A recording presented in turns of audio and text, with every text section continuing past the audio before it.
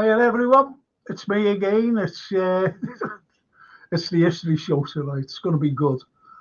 But if Redbird's still uh, looking in, can you tell me yes? Just say yes. You're looking in because I want to say something to you. You see, I want to say something to you. If you don't mind, I'm not going to be like nasty or anything. I just want to say something. Please, just say yes. Okay, thank you. I'll just say something, if you don't mind. Brilliant. Thank you, Redbird. Thank you so much. Uh, Tomorrow, I'm going to call out this drunk fella. I was told that he was very, very obnoxious towards Scousers. Drunk Vigo, that lad.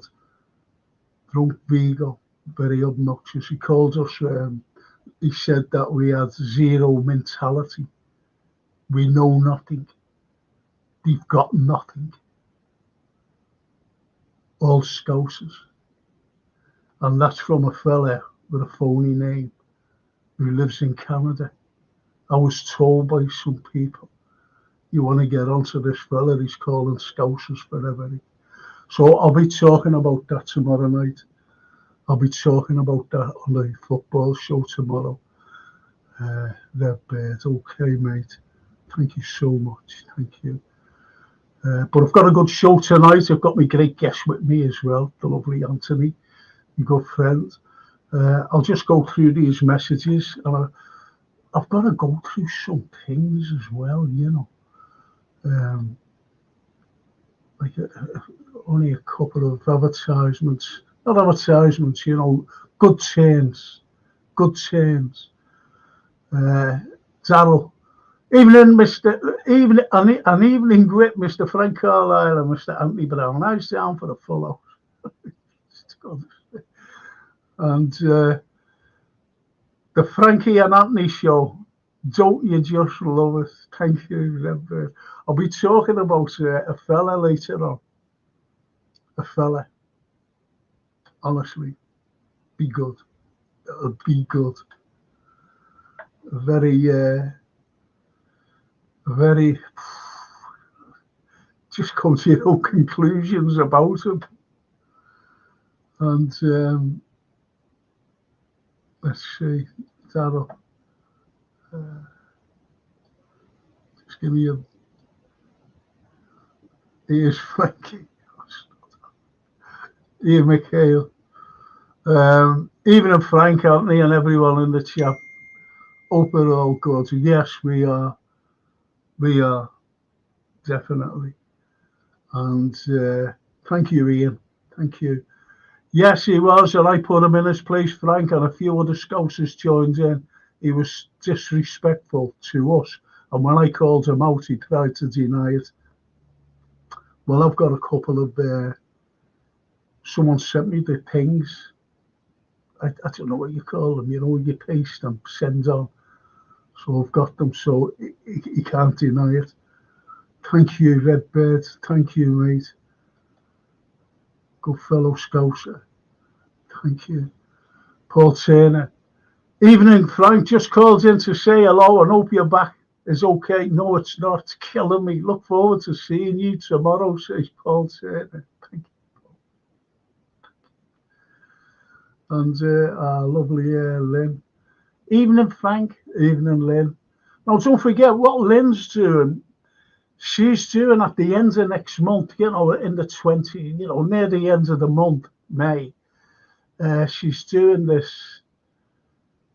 She's doing this particular coach tour around Liverpool.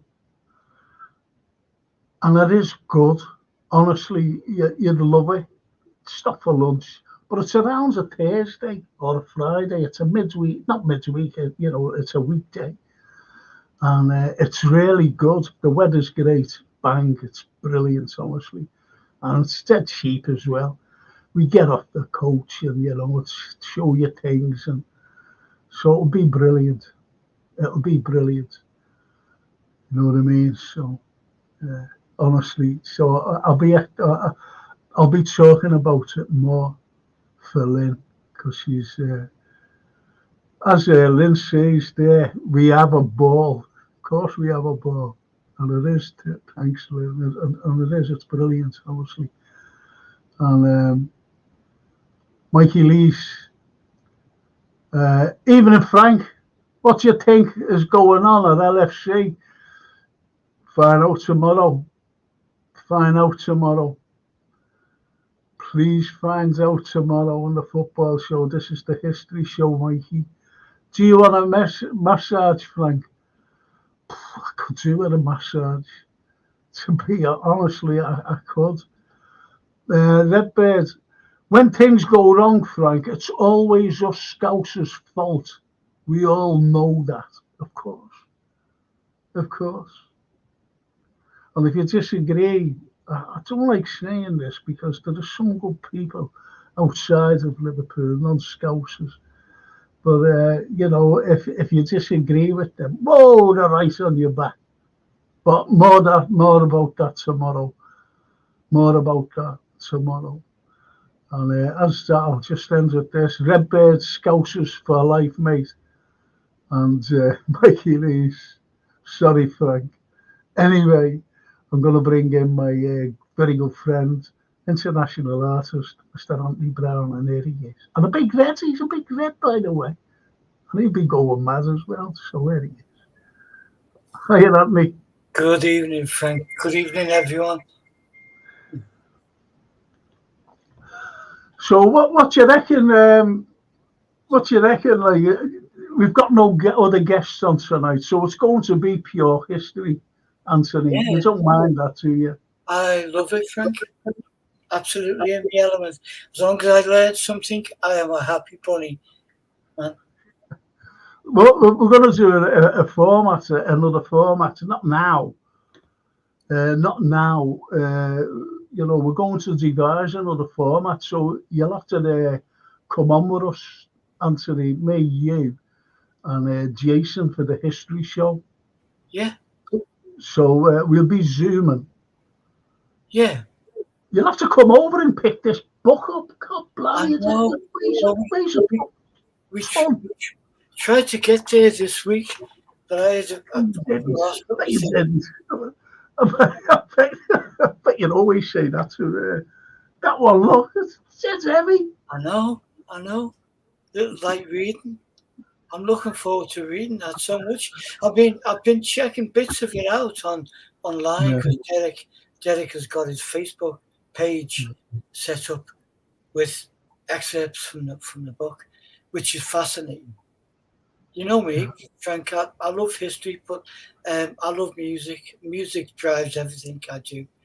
You know. Yeah. You know what I mean? I picked it. You know me back's bad, right? Picking that. I cursed you and Derek. I picked it. Like I was awkward picking it up because I had to turn. Yeah, he's killing me now. I had to turn to pick it up. I had a big scream out. I said, "You Anthony, get over here!" Oh, blimey, it's mad. As the Redbird says, time for our lesson. You like this tonight, Redbird, honestly. And Edward says, keep up the good work, Frank. Been watching for a while now. Oh, thank you, Edward. There you go. Really nice stuff. Joanne Stevens. Hello, our Tony and Frank. Hello, Joanna. Hello, Joe. I hope you're well, Joe. I really hope you're well, honestly. And Darryl says, Anthony, why you got Mick Hucknall under you? Mick Hucknall? I don't get that. I don't get that. Anyway, can I just do a few things, get them out the way? And this is very important for, for what's going on. Like these taxi drivers, for example. And it's brilliant because they take kids out underprivileged kids, and they give up a day, a full day, to take them up to Southport and give them a great time, buy them ice creams, buy them hot dogs or whatever. And these are the lads, these are ordinary Liverpool taxi drivers, and they just give them an absolute brilliant day. The kids love it, and they've been doing it for years, absolute years they've been doing it. And they obviously they get praise. They get praise from me, you, and the rest of us Scousers. Lots of praise, and it's just brilliant. It's just brilliant what these lads do, and they do deserve a mention. Yeah. All the time. Yeah. Because these lads, they just like go unnoticed, to be honest. And when you see them in the street and they're all in a line, bringing the kids up to Southport, you just say to yourself, oh yeah, not brilliant. Yeah. If you know what I mean, then it's forgotten. But you're still there reminisce about our taxi drivers, if you know what I mean, the Acme lads. Al Gerrards, when he was driving, that's what he used to do as well, just bring these. He said they're all mad, he said, in the back of the car, because they're all happy. They're all singing and everything, shouting. He said they're brilliant. He said then they just run free. He said, the lovely kids got balloons and everything, out of the taxis. Fantastic. So that's that. That's them, the lads, and good luck with that. I don't even know when it is, I really don't know. And there's another one, Owen McVeigh Foundation charity football match. And it's on Sunday, the 21st of July, 2024. And it's at 10 o'clock, kick-off, 10 a.m., that is, in the morning. Marine Travel Arena, 44 Jubilee Road, Crosby, and 200 spectators capacity, and the admission's £5, and it's all for a charity. It's all, for a foundation. And if you can make it on the 21st of July, which is, summer, and watch these lads play, all for a good cause. And this is what we're all about. This is what we're all about. And it's only a £5, you know what I mean, to get in. It's not like when I applied, I forget I think it was the Crystal Palace, I'm quite so sure now. I said to Francine, I said, do you fancy going the game? I want to bring Sophia. She said, yeah, okay, Dad, great.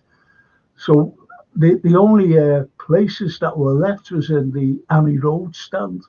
And when I applied for tickets, 3 tickets, it would have cost me £3,060. Wow. £3,060. £1,020 each. And that was just for the Anfield Road. No, I used to go in there with me mates, the Annie Road. And, just stand there watching the games and, in the cup and everywhere he used to be. But, £1,020 to go and see a game. And I wouldn't mind, it was Crystal Palace. Yeah. It was Crystal Palace. To spend in that. Francine, if I was to pay that, Francine would have gone mad. Would have gone mad. And you think, and I know the club is in your veins, you're passionate about it, but wow, it's like... It's just horrible, isn't it? That's corporate stuff for you. Yeah, it's got that way for years, hasn't it, Frank? Yeah, well, let's be honest. I know talking about... Go on. My brother-in-law, Algie, and the kids are now grown up, Joanne and Ian. He had to flick a coin with them when they were kids to see who could take the match, and he couldn't because you could never afford to take the 2 kids to the game, any game. Yeah.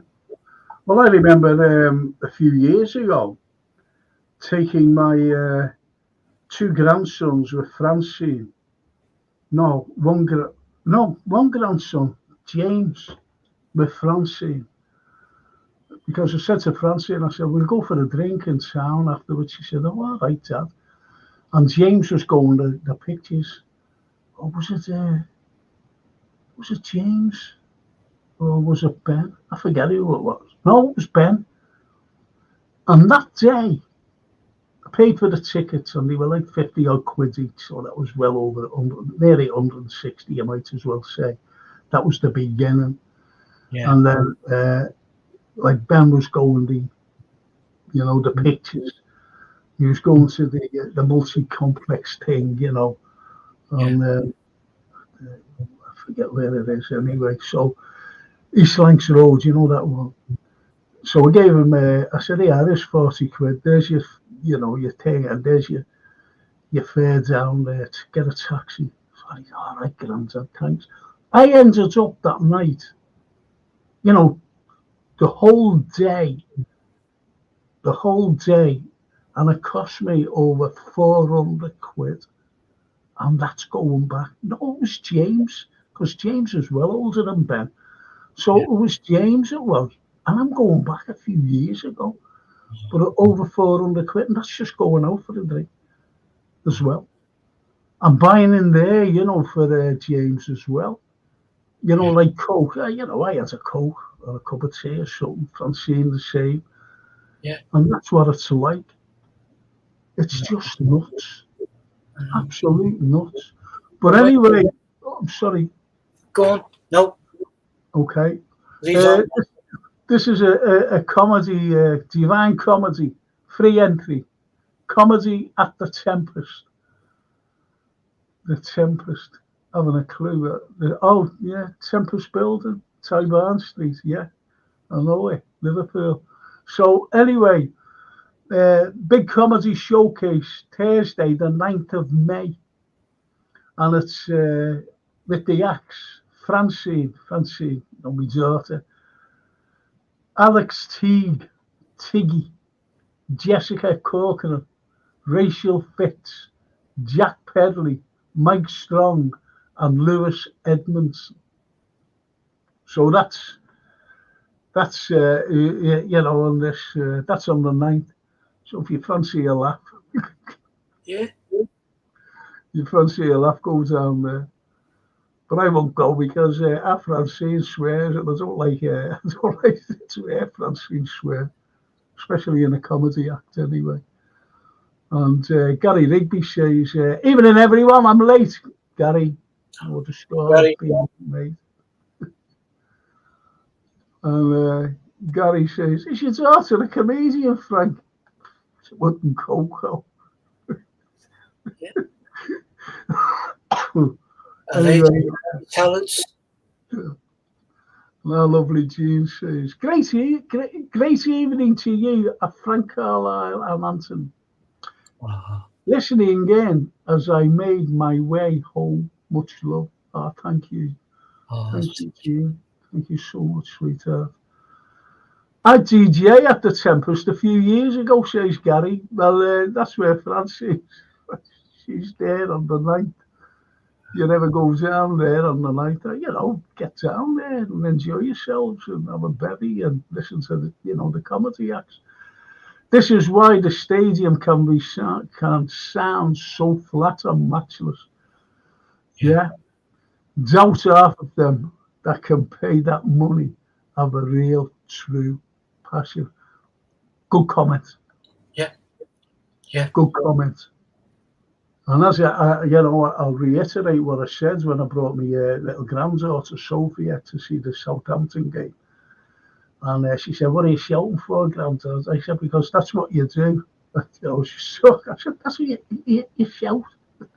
And she said, but no one's shouting by us because we were in the main stand. We were in the main stand. See what I mean? So that tells you. That's when you used to see Jürgen going, come on, going like this, come on. You're always geeing them up. And Gary says, I haven't seen a comic live for ages. Got your chance now, Gary. Got your chance now, mate. Anyway, so that's the comedy people. And there's a May parade with our volunteers, and it's the Shy Lowen Horse and Pony Sanctuary. Adults 50p. No, they are not. Adults 50p. Kids 25p at Buckley Hill Lane, Taunton, near the fire station. And on there's a barbecue, tombola, cakes, games, fundraising stalls, pony rides. And that's on the 5th of May between 1 and 4 p.m. Yeah. Now, if you've got kids and they like horses and ponies, I think it's mostly ponies, and they could go on pony rides. There's, there's cakes, there's barbecue, there's fundraising stalls, there's everything. And, if it's a lovely day, bring the kids up. Yeah. They'd love it all up there. They'd love it. Everything. Everything the kids would want in one day. Absolutely. Absolutely. So right. So right. So, that's on the 5th of May between 1 and 4. Give the kids a good afternoon. Let them, for the first time, they've never, there'll be guided, obviously, on the ponies. They're not just going to put them on the pony and smack the pony's bum and that's away. They'll be looked after, and let them try it, to get on. Young Ayla, that's Jason's daughter. She volunteers up there, and she can ride and that, Yeah. So it's really good, really good. She's a good kid actually. And I'll be talking about this fella at the mo. Okay. Okay. I'll be talking about Percy Topless. Percy Topless. I'll be talking about. I've got great clips as well for the interval at 9 o'clock. So we'll be, talking about that as well. So just look out for it. So anyway, that's that. That's that. So what we'll be doing, Anthony, we'll be talking like history. We'll be talking lots of things to do. Have you ever heard of this fella called Percy Topless? No. He was a bit of a criminal. Right, so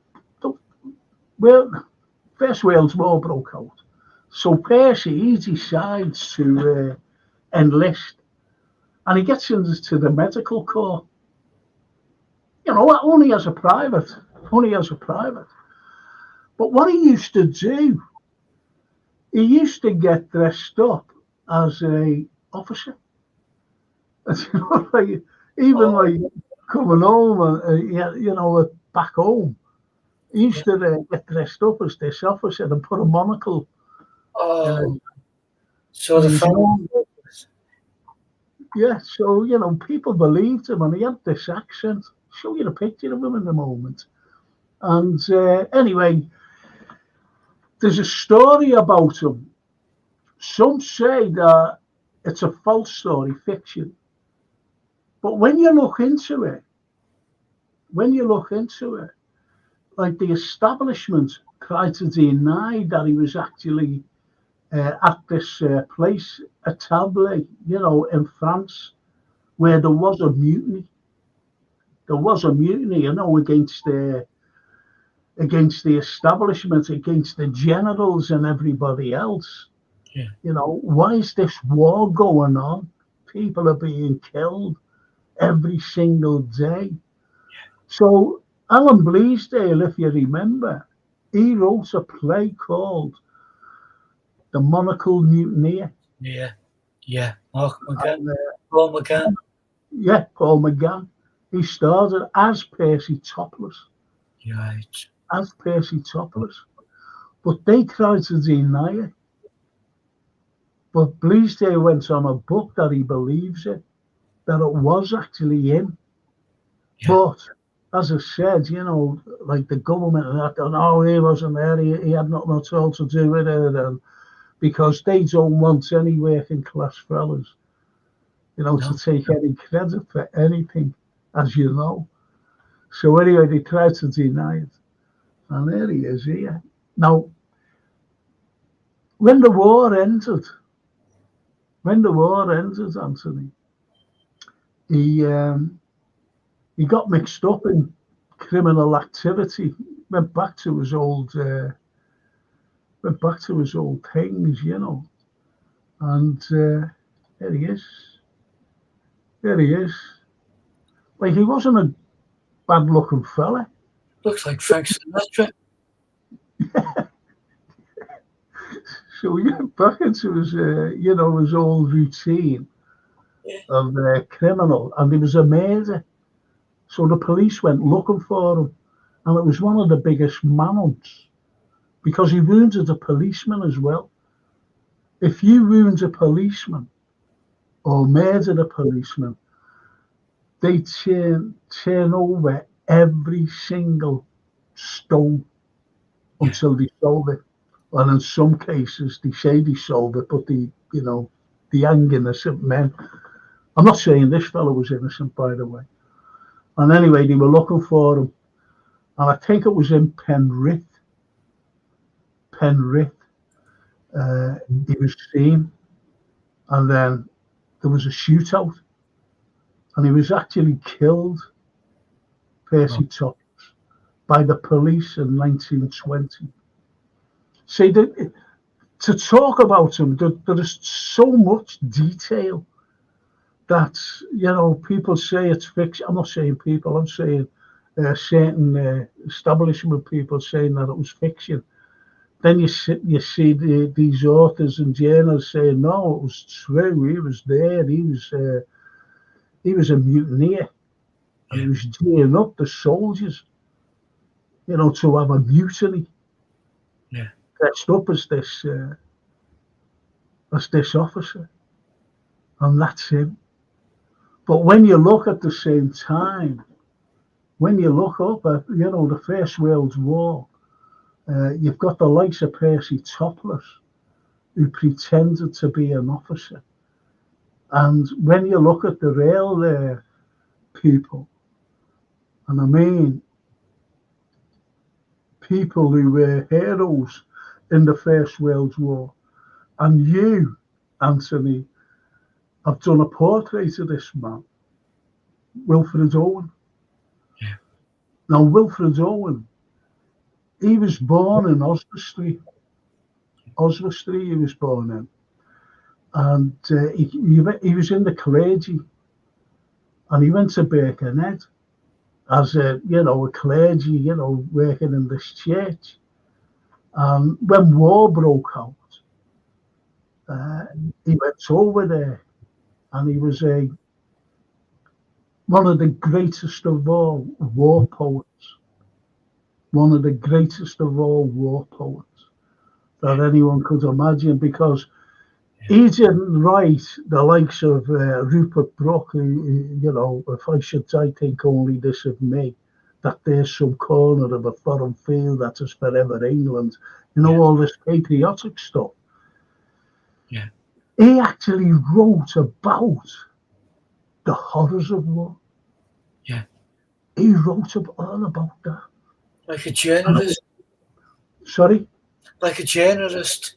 Record facts. Yeah. Now, did you know whatever happened to his poetry, by the way? When he wrote them, they weren't allowed to be published until 1930. That's right. I remember. 12 years after the war ended, because they didn't think there'd be another war. Yeah. And they didn't want to show anybody with these poems the horrors of the war. No. The horrors. And when you think of Anthem, the title alone, Anthem for Doomed Youth. Anthem for Doomed Youth. Yeah. It's incredible. The title alone, Anthem for Doomed Youth. It's one of the most powerful poems ever written. Oh, yeah, because these lads, they were already doomed going to the front, which they were. Yeah. And as Owen himself said, we have lost the cream of British youth. We have lost the cream of British youth at the front. So, and that anthem for Doom Duke, the two first lines. yeah, What passing bells for these who die as cattle? What passing bells for these who die as cattle? And as they're going, over to the front, the bells of the church ringing, the bells for the yeah, and the priests or whatever, giving them the sign of the cross. But they're not coming back. They're going to certain death with a war of attrition. And he wrote one where the mustard gas came about. yeah, Mustard gas. Now yeah, don't forget, people talk about biochemical warfare. We did it in, like in the First World War, both Germany and us, yeah, right? yeah, And he wrote this poem. He wrote this poem, and it starts off like this, like this. Bent double like old beggars under sacks, knock-kneed, coughing like hags we cursed through sludge, till on the haunting flares we turned our backs, and to our distant rest began to trudge. Men marched asleep. Many had lost their boots, bloodshot, all went lame, all blind, drunk with fatigue, deaf even to the hoots of gas shells dropping softly behind. Gas, gas, quick boys, an ecstasy of fumbling, fitting fitting the clumsy helmet just in time as someone was yelling and floundering in fire or lime. As under the thick green sea he plunges at me, guttering, choking, drowning. If in some smothering dreams you too could pace behind the wagon that we flung him in, and watch his white eyes riding in his hanging face, like a devil sick of sin.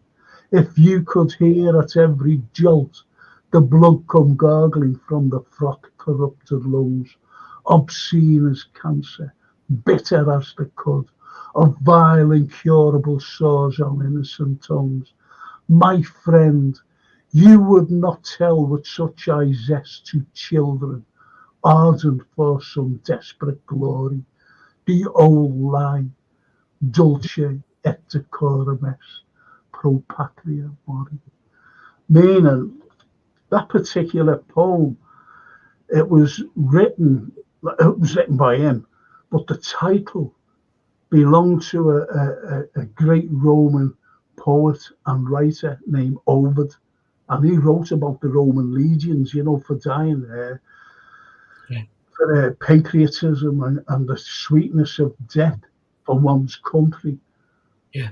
But his poem, it's not sweet and it's not glorious. It's painful and it's disgusting And he because calls it's it, chemical warfare, you see. And yeah, this is the way it was.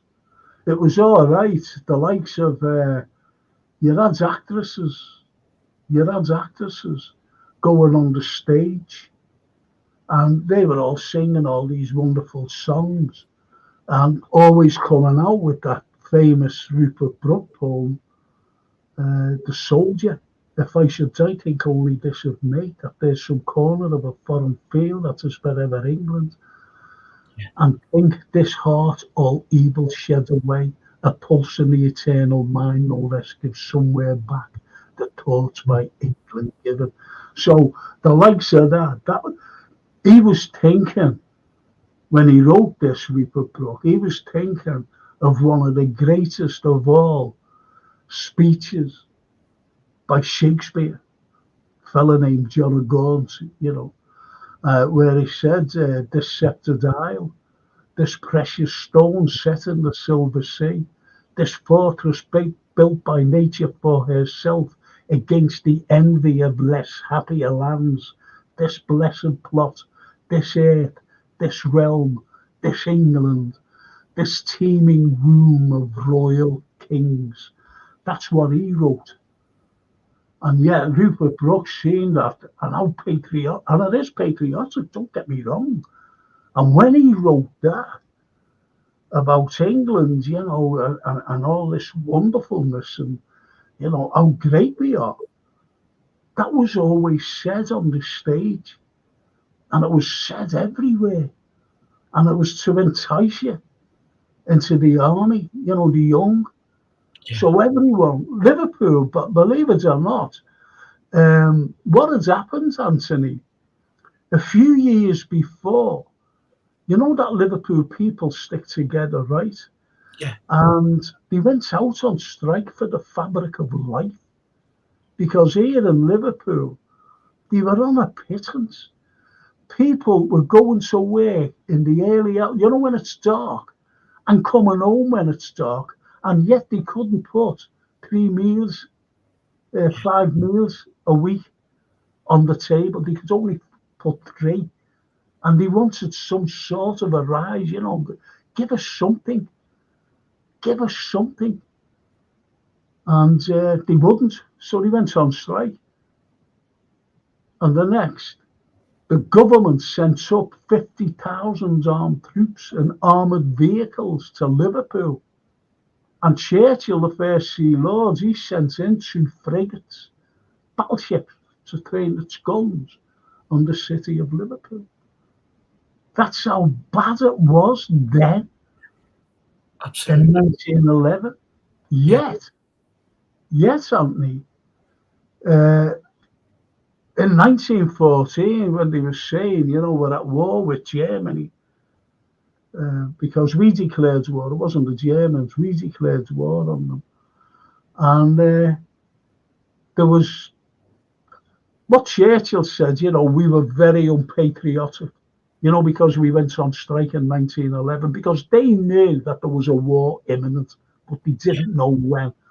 But they knew that it was imminent. And they're saying, listen, you've got to crack down on this. We don't want this anarchy to spread around the country. So therefore, they sent them 50,000 armed troops, 6,000 police from Birmingham and Leeds as well, by the way. 6,000. Because our lads said, we can't do this to our own people. We can't go in and baton charge them. We've got to build rapport with these people. Anyway, they sent for 6,000 police from Birmingham and Leeds, and they started sorting them out, baton charges and whatever. 2 lads were killed. One in Hopwood Street, where around the corner from me. One of them was killed. So what you had all this apathy, and then when it was over, they got nothing. They got very, very little they got for the strike.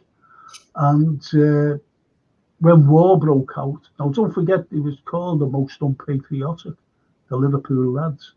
Yet when war broke out and they wanted, to enlist, we had a 2-mile line to go and sign on, as a soldier, to enlist as a soldier, 4 deep, 2 miles, 4 deep. That's how patriotic we were. Yeah. That's how patriotic we were. And we did it. And you had the likes of, as I said, these lads, and, when you think of VCs and incredible bravery, William Ratcliffe.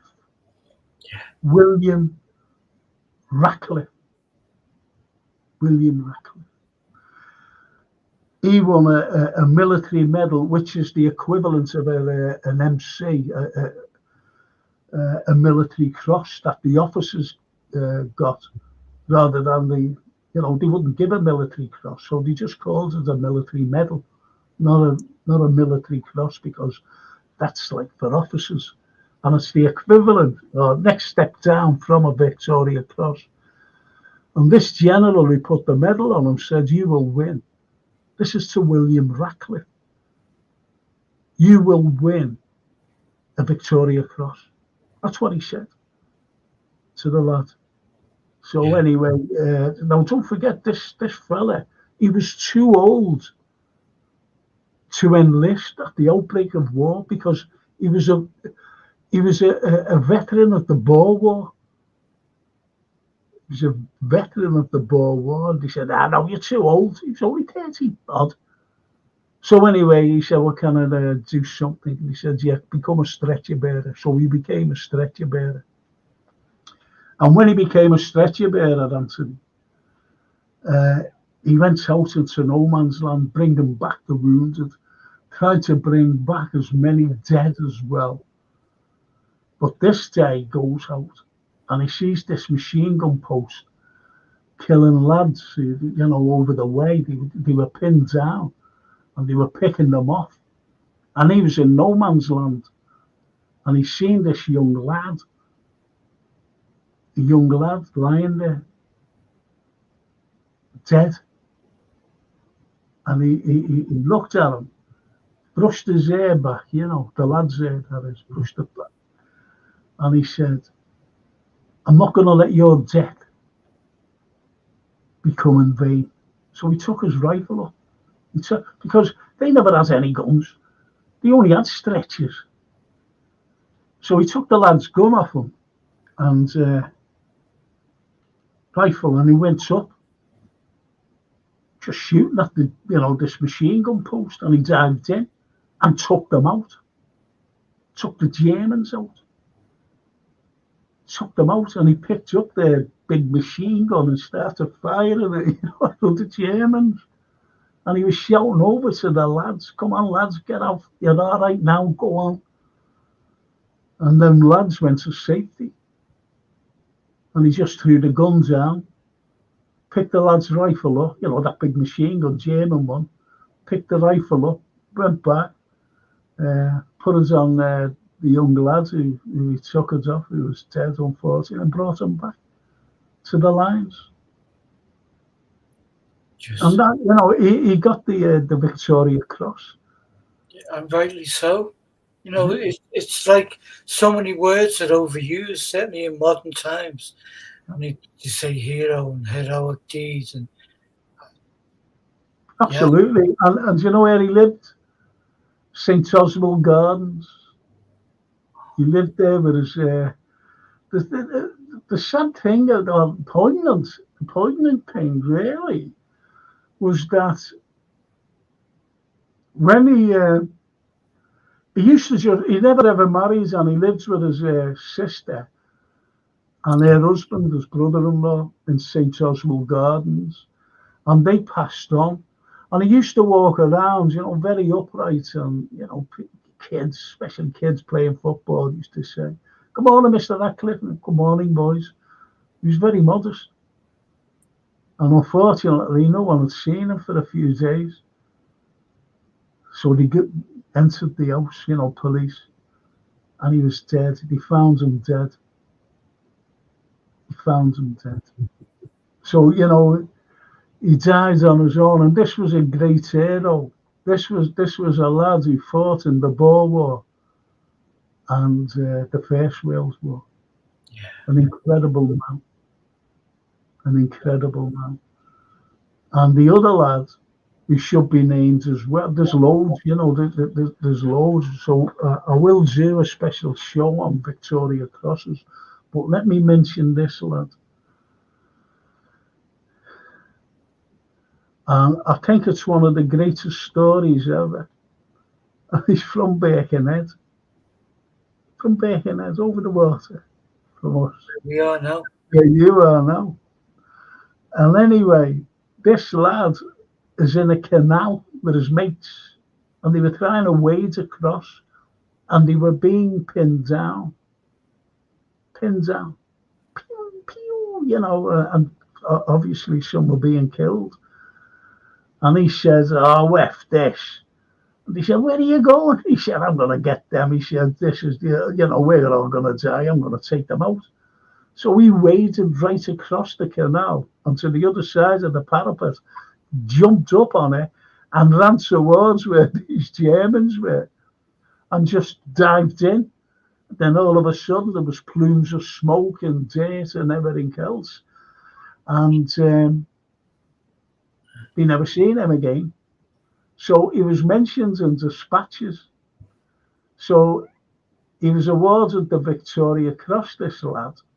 So what you've got to understand is a telegram back in the day, because when you look at Anthem for Doomed Youth, there's a line in it, a couple of lines which says, "And each slow dusk a drawing down of blinds," meaning when, like even when I was a young man, when I knew that someone had died, there used to be a white blind, in a window, so you knew someone had died in that house. Yeah. So what he's saying, on each slow dusk, the drawing down of blinds. So you can imagine how many were dying. And this lad, he was awarded the Victoria Cross posthumously. And you can imagine his parents when they were told. Oh, So but you had the juxtaposition between, great sadness that they've lost their son, to great jubilation that he actually won the highest military honor bestowed on a single individual, and that's the Victoria Cross. That's the Victoria Cross. I think I've got one here.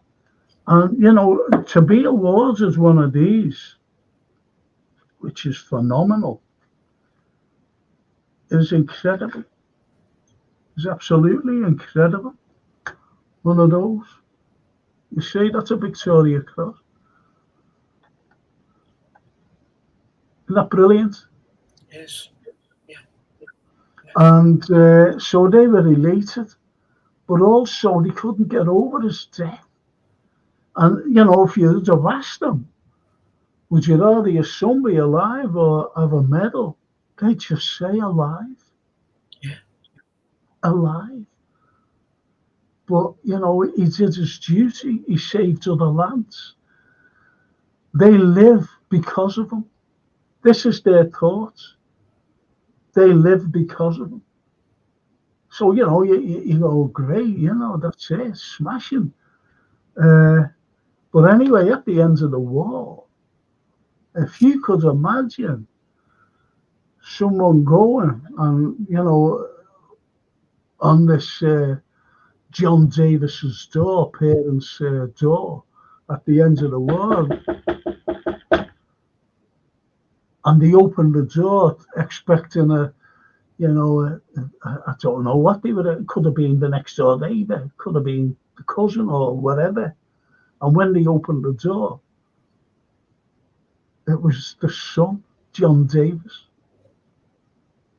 He's the only man to be awarded the Victoria Cross posthumously, yet live to receive it.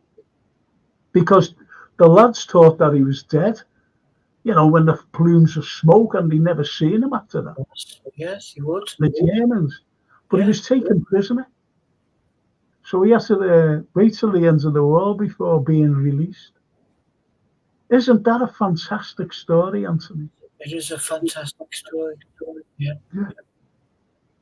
Amazing. Yeah, it is. See, as I said, Anthony, when we do this new format,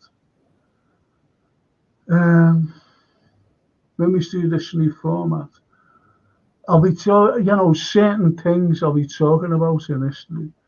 And one of them is all the VCs, 16 VCs from Liverpool.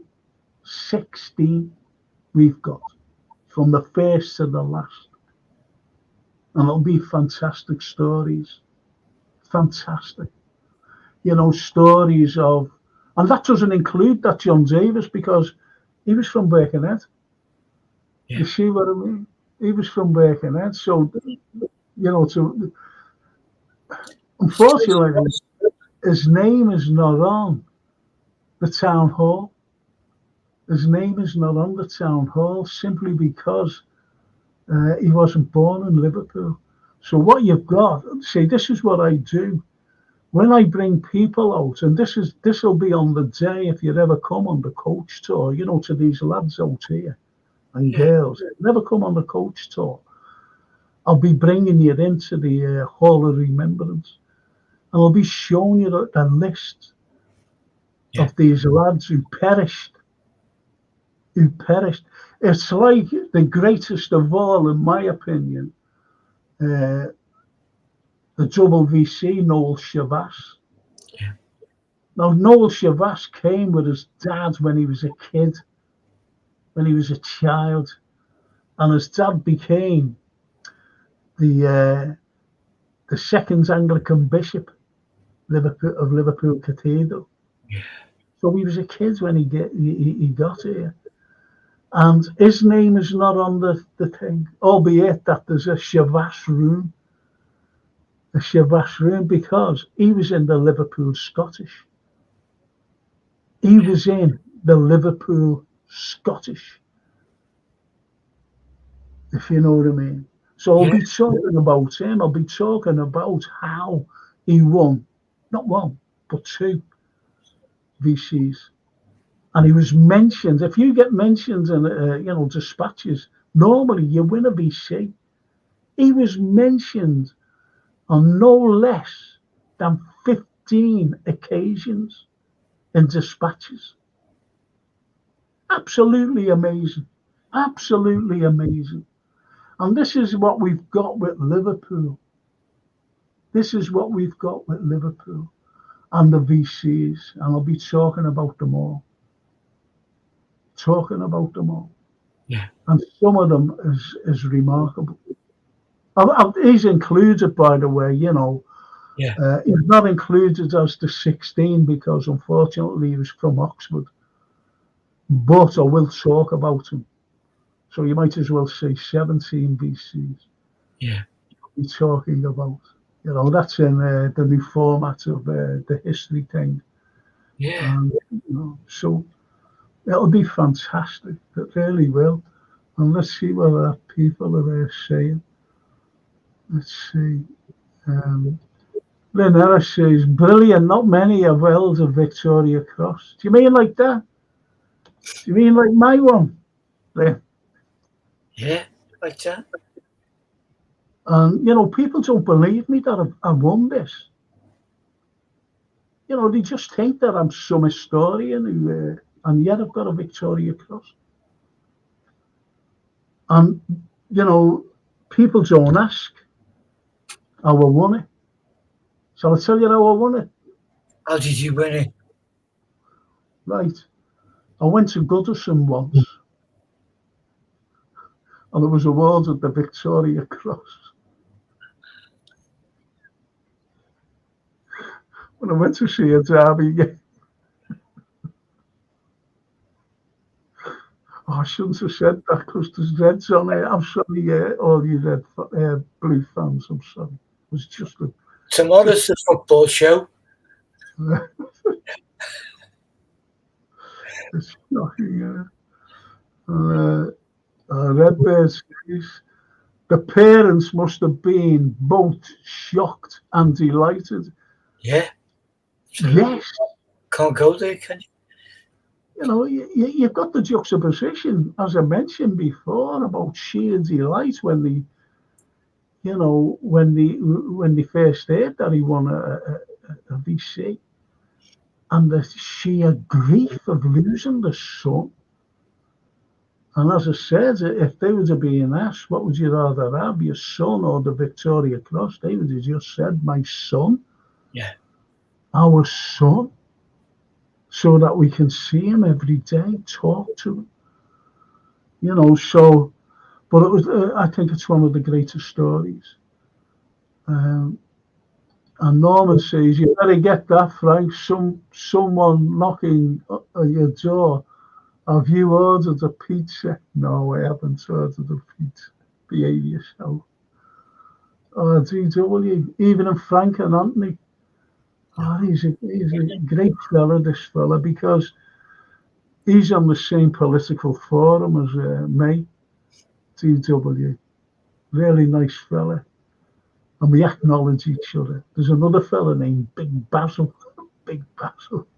But GW. And he says, in my early 20s, without fail, I'd go to my nana's for Sunday dinner. After the meal, she'd start gabbing on about the past. She was born in 1913, and her memories of Sunderland were Dickensian. Yes. Oh. My grandmother, she was born in 1899, and the king. Do you know what though, Anthony? And this is why it's a shame of all of us, And I just wanted to go out, and she used to start talking to me about, as the DW said there, about the past. You're a young man, I've sort of, well, I heard about that. I never told her to sort of. You're just sitting there going, yeah. We don't realise the importance while we're in it. It's only like now. It's like DW is certain, and you realise that how close we are time scale to Dickensian times, through our grandparents and our parents. Because we were born in the same century as Dickens. And I'm a specialist on Dickens. Yeah, no, I know. You know what I mean? And, God blimey, I always, we have lots of regrets in life, Anthony. Yeah. And one of my regrets, unfortunately, was not to take notice of my grandmother. I think that's common of all of us. But we're born and we're living through the 60s and 70s. Was a time everything was moving forward. Yeah. Really. And we wanted to be out though, didn't we? Yeah. We wanted to be out. Yeah. And so I had to have a break. Jason's like, so listen, I'll see you all back after the break. And I hope you enjoy these clips. Thank you. This is the famous Cunard building, the middle of the Three Graces, built in 1916 by Willink and Thicknessy. Samuel Cunard came over from Canada in 1848 and set up the famous Cunard Line. The most famous ships of the Cunard Line are the Lusitania, the Mauretania, and of course the Queen Mary, which incidentally was designed in this building. If you would have been lucky enough to have travelled on one of the Cunard's liners, you would have seen a similar stairwell to this. There was no expense spared because the shipping lines at the time were so lucrative, and as you can see, the sumptuousness of the interior.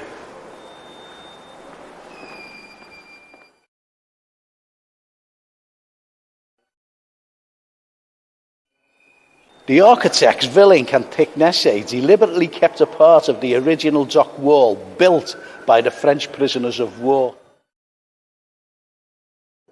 It's a little bit different, as you can see down here, from the lavishness upstairs. And through this door is Liverpool's architecture unseen, and the wall built by the French prisoners of war in 1807. So follow me.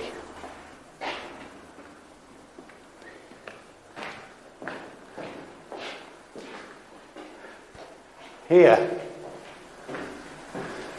is the original wall that was deliberately left by Willink and Thicknessy. There it is.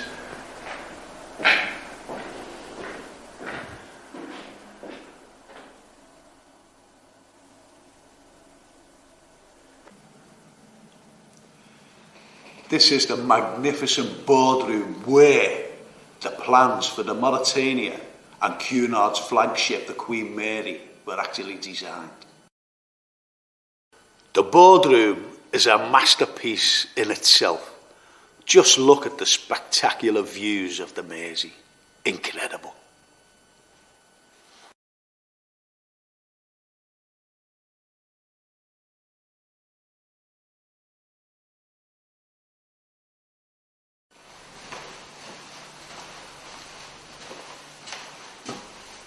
This corridor is based on the Queen Mary first class passenger corridor, and just look at it, it's absolutely magnificent.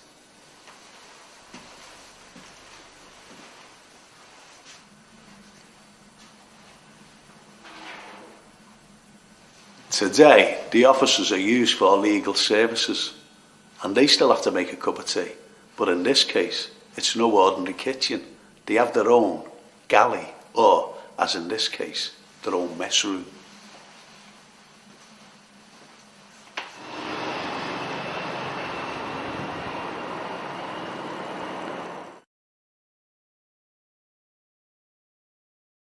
Further down into the Cunard building, here we find the original air raid shelter that the people used during the Second World War. The people including the staff of the building and also the armed forces.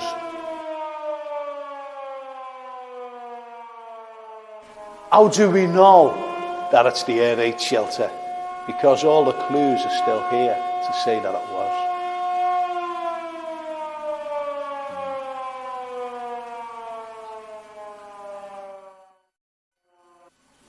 Let's go further back to the early part of the 20th century, when the passengers who were actually sailing from this building had to leave their luggage in these racks here.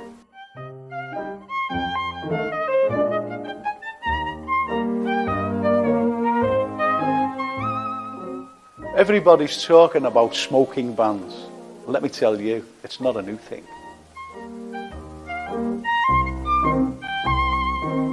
You could easily be deceived by looking at this place. It could easily be a brig, a bridewell, a jail. In fact, it's as safe as ours, and I'll tell you why. Behind these steel doors, the first-class passengers had all their valuables, whether they be famous paintings from Europe, furniture, jewels, everything, and they hired these safes for safekeeping.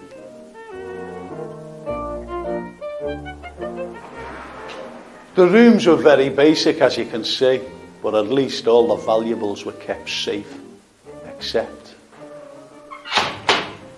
this one. Maybe they forgot the key and never returned.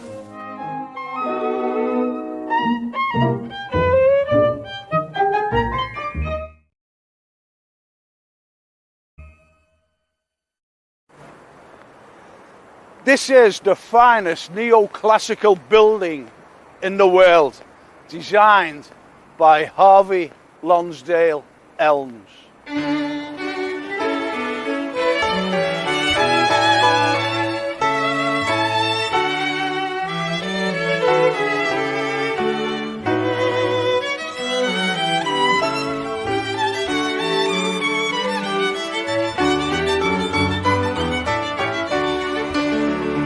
Back here in the North End entrance, we revert back to the Greek theme and the replica of the Elgin Marbles frieze, and of course the Corinthian columns.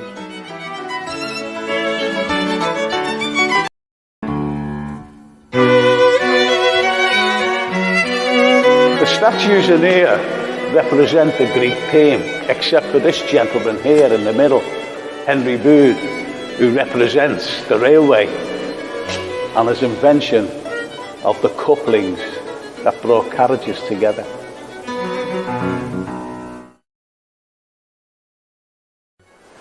Unfortunately, young Elms died 7 years before the hall's completion.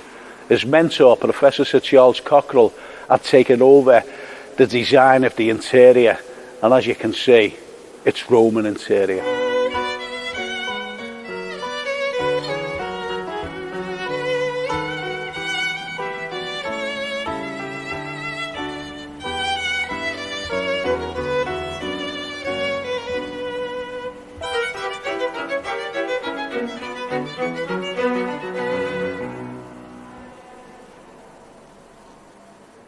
Cockerell based his design on Emperor Caracalla's steam baths in Rome. The magnificent hall is the home of the Willis organ, and it was the finest of its kind at the time when it was put in 1855. Even the present day, it's still very impressive. The chandeliers that are suspended from the Roman galleys depict the North Star, Neptune, ships, and the liver birds.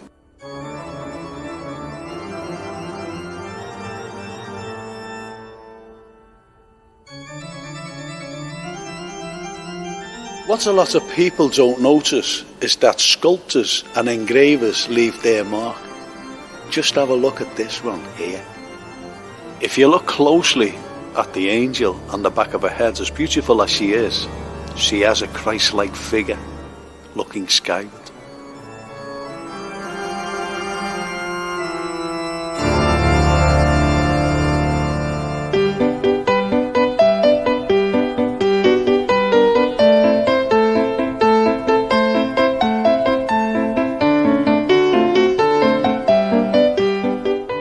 The concert room is one of the most elaborate theatres one can imagine. One of the greatest admirers of this theatre was none other than Charles Dickens, who gave his readings to his audiences.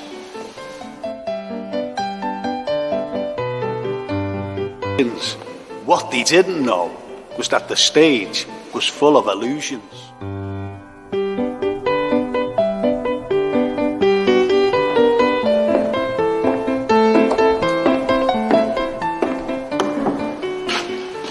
Each and every one of these columns is not made from stone or marble, but made from paper.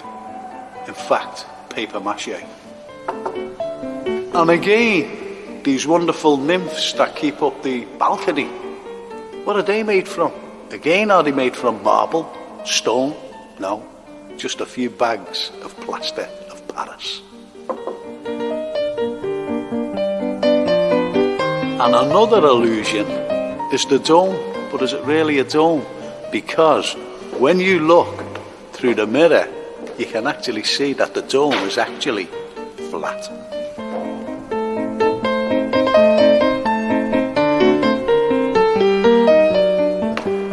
What was the reason for all these illusions? Well, it simply boils down to cost. Even during the period this was being built between 1842 and 1854, this grand building still had to maintain its budget.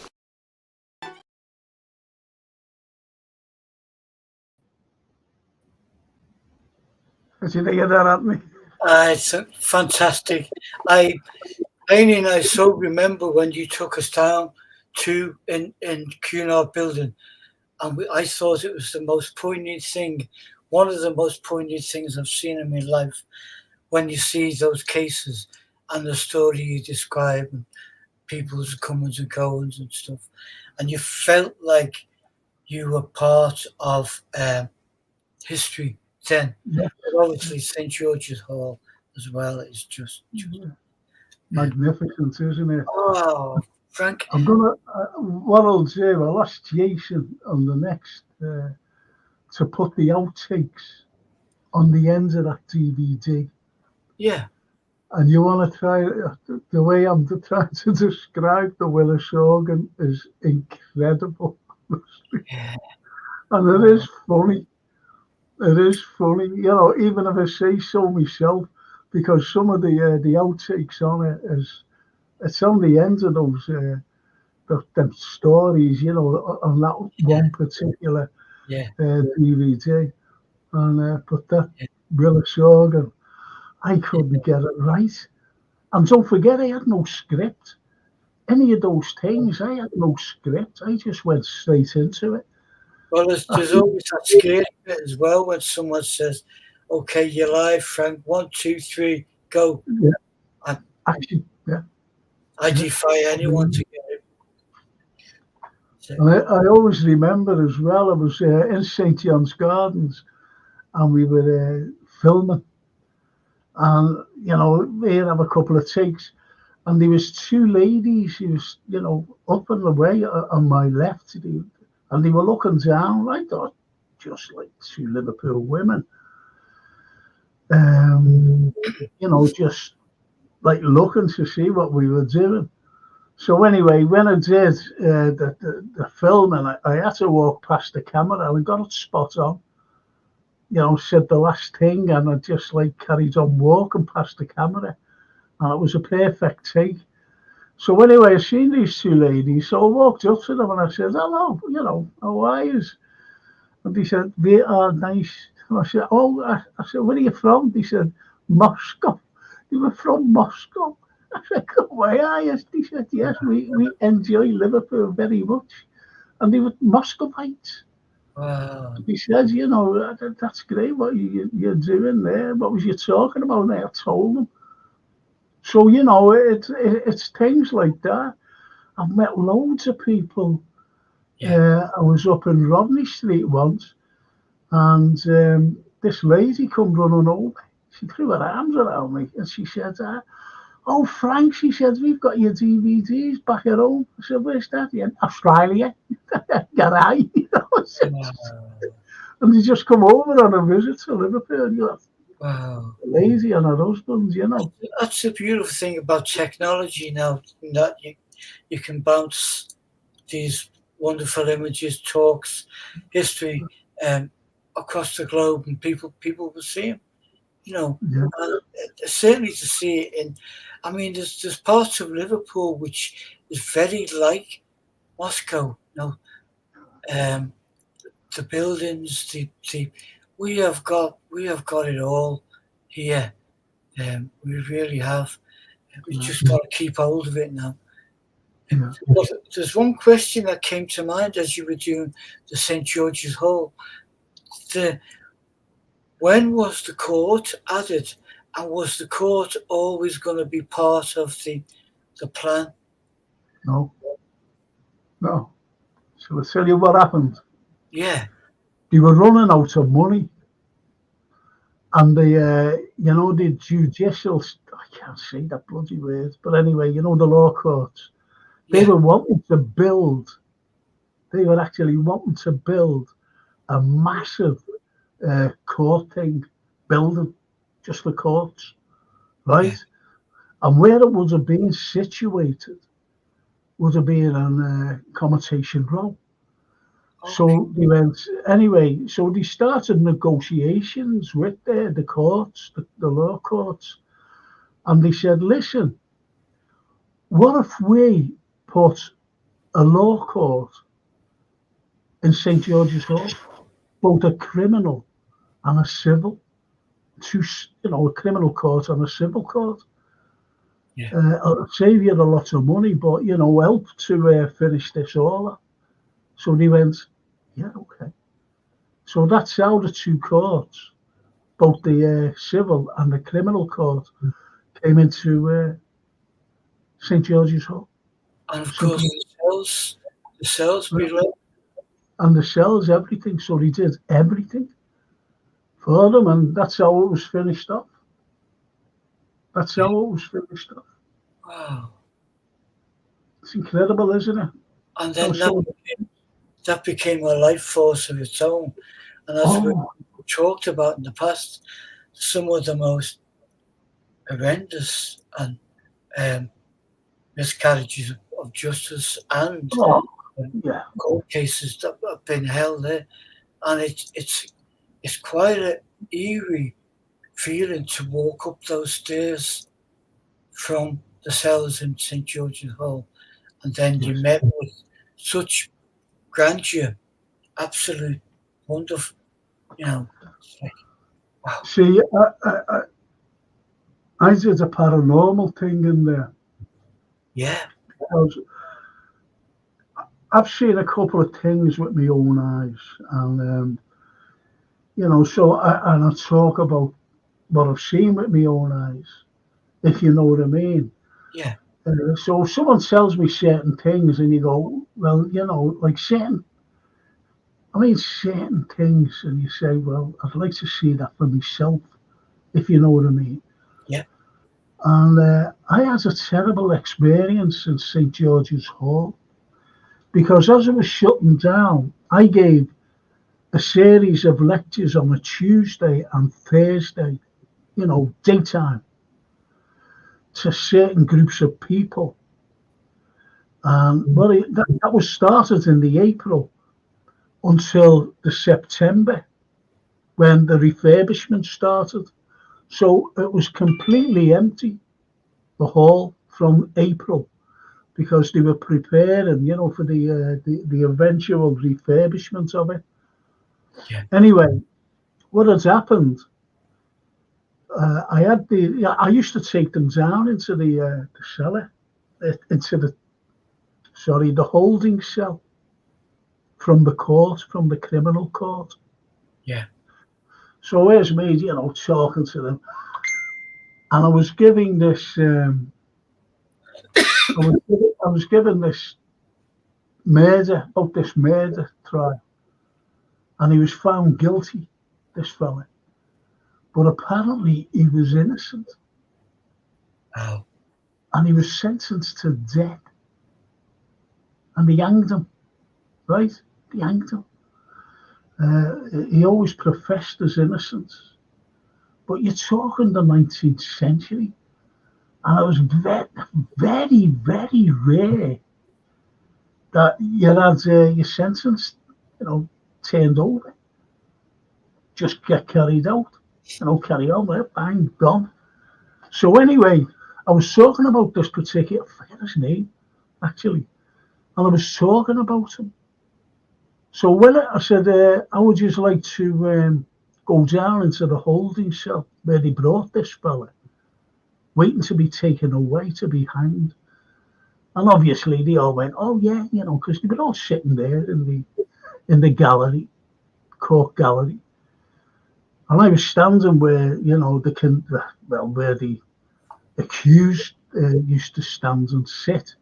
So anyway, I said, well, hold on, wait till I go down, and I'll see, because of health and safety wise, see that it's okay. Now I goes down there, and the door was very flimsy, a very flimsy door, very flimsy. So I went to open it, just pull it. Normally just pull it, and it's opened every time. It's opened every time. So anyway, I pulled it, and like if you pull something and it stops dead in your hands, and you just let go, don't you? Whoa. So anyway, I was pulling it. Oh, God blimey. So I thought there was like a wedge underneath it. So I looked, and don't forget, it was like dark. So I got my lighter out, and my lighter, no, nothing there. So I got it open about, let's say, about 4 inches. About 4 inches, So I put my hand through, and I got hold of this like little flimsy knob it was. So I was pulling it.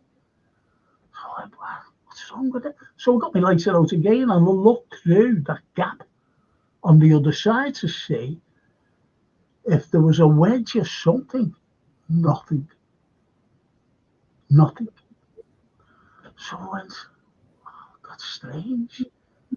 And then as I went like that, and just like went away from the door, only a few inches, to put my lighter back in my pocket, the door shut. It was just shut. Never just like, creaked shut. Just like that. So I did it again. But on the other side, I felt someone was pulling on the opposite side. And I looked, again, it opened about 4 inches or whatever, and I looked on the other side and looked down to see if I could see a hand or something. And I looked around the corner to see if there was anyone there. No one there. No one there. And the next, I stood back and I was pulling, and it went bang! Just right on my hand. Bang! Slam shut. And I shot up them stairs. And I said, listen, and I told them, I said, there's no way you can go down there. It's health and safety. It's a bit dark. And I'm sorry, but that frightened, because they heard it. They heard the bang. And there was this young fella. He's only about 20. And I'm made up with the youngsters being there because I like them to know about the history. Yeah. And he went, I'll go down. I said, no, you're not going down. Don't go down, don't behave yourself. And anyway, he went right the back of me and went down the stairs. And I was shouting at him, get back up here. And anyway, he must have been down there less than a minute. That lad. Well less than a minute. We heard like a couple of little bangs. And he shot up. He shot up those stairs from the cells. Right up, right past me, and out. And out. Never seen him again. So, I couldn't even ask what happened. He just shot out. Obviously, he was frightened. Yeah. But that only ever happened once. Another time when I was right in the bowels of it. Funny enough, I was with Tony Snell and we were filming, doing an outside broadcast and filming at the same time. And he had this arc light because it was pitch black. And it was in the cells where they weren't like real cells now because it's where they kept, I hate saying this, the lunatics. They kept them there. And I'm saying on camera, I said, you know what? I said, if you weren't, if you were mentally stable and you were thrown in here in the pitch dark, a change or something, you would go mental because it was pitch black. And as I'm talking away, the lights went. The arc light went and it was totally pitch black. And you should have seen the state of me and Tony. It was horrible. Trying to get out. And he said, have you got your lighter? I said, yeah. And as I was lighting the lighter, it was getting blown out. Oh, it was shocking. So, but then he had like the incidents, in St. George's Hall. And I seen these other people, they were looking over my shoulder, like that way. And I'm talking to them about the ventilation thing, because the ventilation system was the first of its kind in the world. Yeah. We invented it.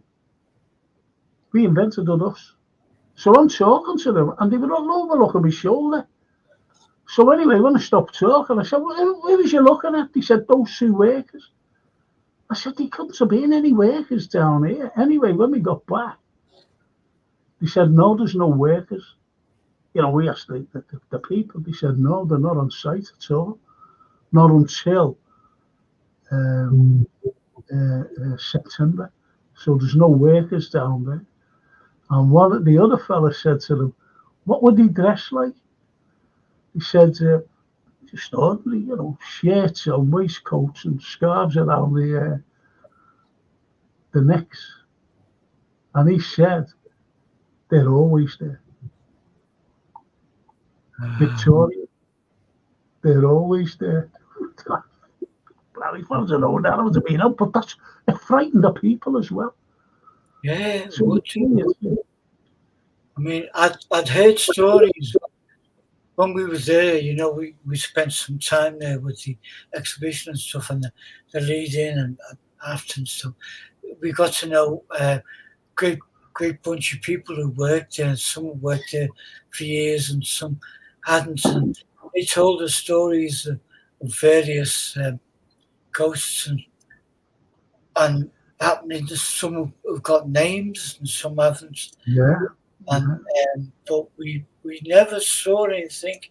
But there are places where you feel You feel a presence. You feel a presence, don't you? Yes. You feel a presence. That's what I felt, especially down there in the olden stuff. Yeah. Because as I said, like where I was seeing, like the people looking over my shoulder, I wondered what they were. I just thought they were looking at the arches and things, because I was explaining. And until I said, "Who is you looking at there?" And two fellas, two workers, but they were. I'll just go through it, a couple of comments. FFS, now we all know what that means, says DW. I used to switch off and watch some Sunday afternoon film. She's long gone now. With all that personal documentary, how I wish I could go back and listen and ask for more, information. They're our grandmothers. I'm the same. I totally agree. Yeah, absolutely. It's spot on. And George Seth says, sorry if you've already seen this, but have you ever done a podcast on Jim Larkin, my favourite Scouser? I will be doing them in the new format, George. James Larkin, one of the great politicians, Scouse politicians. So yes, definitely. And Norman says, my grandmother was born in 1913. She died in 1987. Also all the stories, that they could tell. It's immense. Yeah. And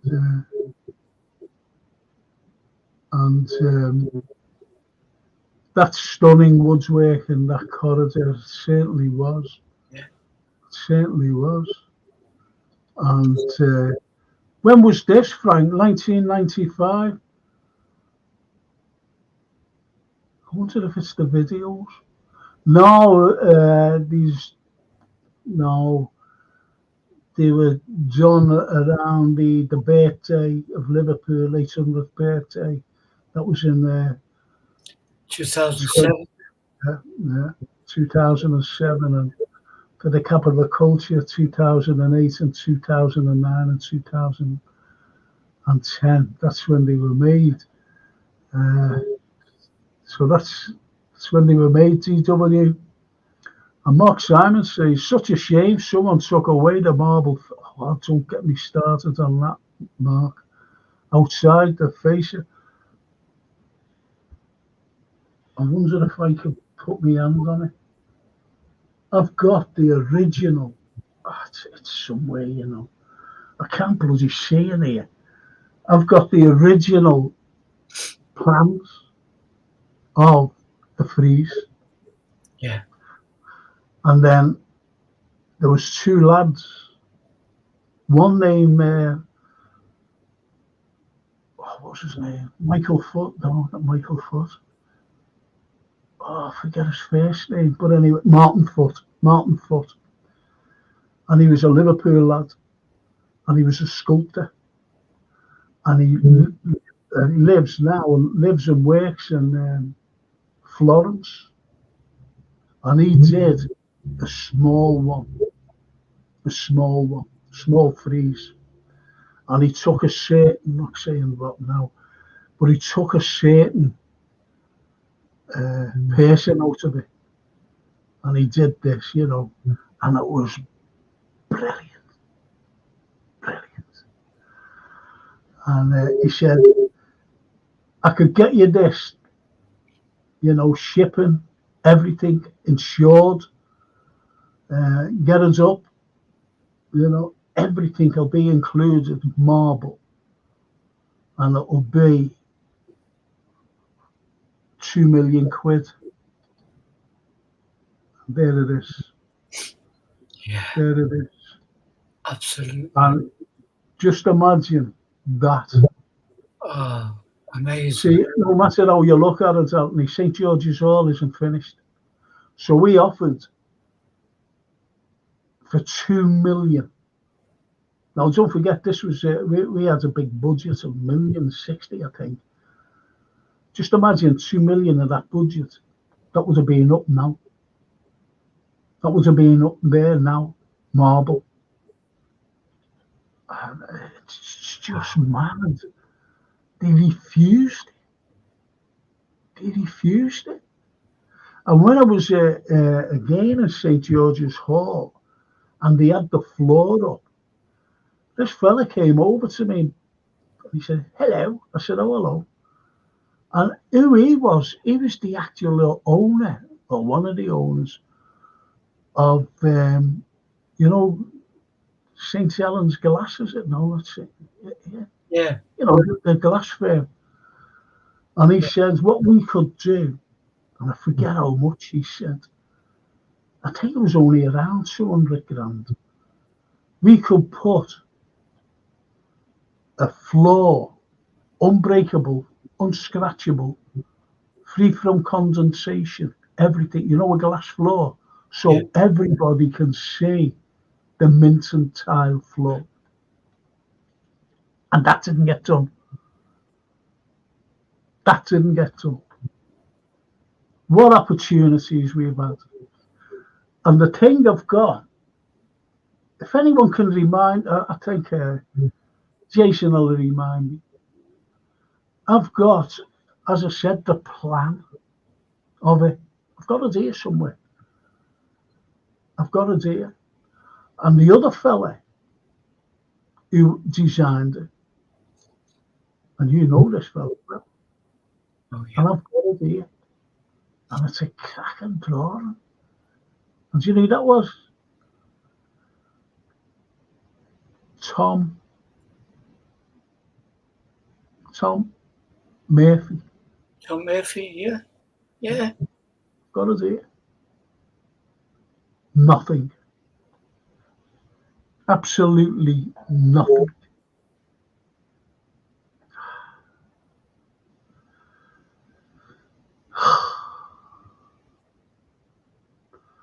So that's it, Mark. The thing itself.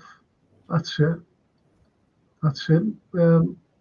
Friends, it's just such a shame someone took away the marble frieze. Yes. A fella by the name of Nickel designed it. And when that went in, it was 600 years of history, Liverpool history. And the person right in the middle, let's put it up again. The person right in the middle is none other than, you can't see that arrow. Can you see that arrow I'm pointing at? No. Well, anyway, I don't think you can. No, middle. It's Britannia. Gone.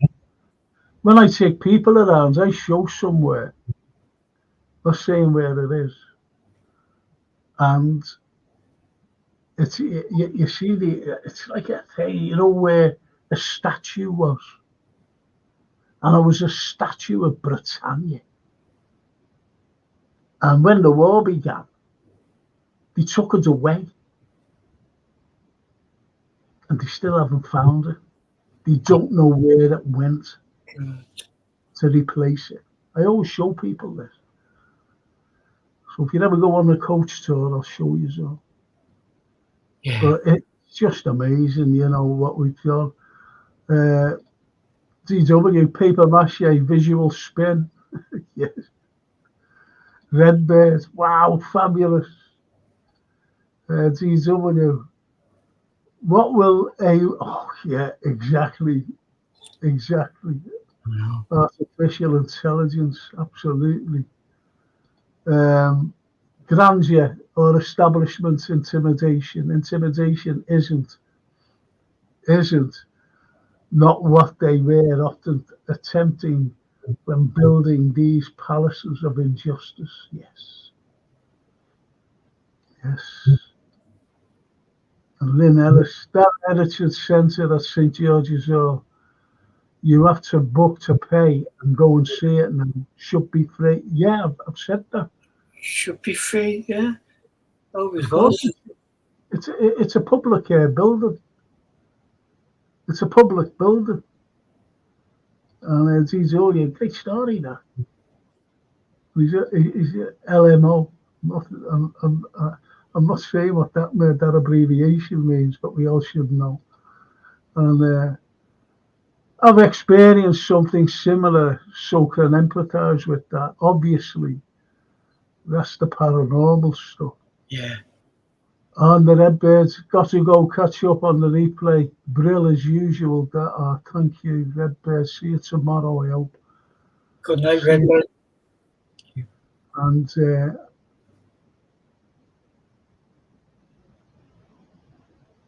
Lynn says, would have been fab, that glass floor on the Minton tiles, absolutely. And did he not do Shankly Sculptor? Yeah, he did, Norman. That's Tom Murphy. Yeah. Yeah. Absolutely. Oh, there's my sponsors. Now then, boys, hope you're all well, as I do all your fab listeners, including our very own Boy Wonder. Happy Monday night, gang. Okay. But anyway, that's my sponsor, the Gap Painting Services. And I'll tell you what, boys and girls, if you need something done, get these lads in. I keep saying, keep reiterating, the first class. These lads, fully time served, fully insured, they're in and out, they're unbelievable. And I'm not just saying that. You know, people go, oh, I should say that because of they sponsor the show. No, honestly. Honest to God, they're brilliant. In and out. And you know, if you're an OAP or an NHS worker, you get a special discount. This is how good these are. But let me tell you, if you're not an OAP and if you don't work in the NHS, the prices are so reasonable. So, you know, if you need something done, a special occasion or whatever, get these lads in. It's the number there. It's always on the thing anyway. It's always on the thing. Just get them in. You will not be disappointed. Honestly, you will not be disappointed. You won't be. And I'll talk about them at the end of the show as well, as usual. So anyway, just try and get them in, please. And do yourselves a favour. Do yourselves a favour. And Lynn Ellis says, getting off now. Good night, Frank and Anthony and everyone. Good night, Lynn. Good night, Lynn. Thank you. It's amazing, isn't it? You know the way some people, we look at certain things, Anthony.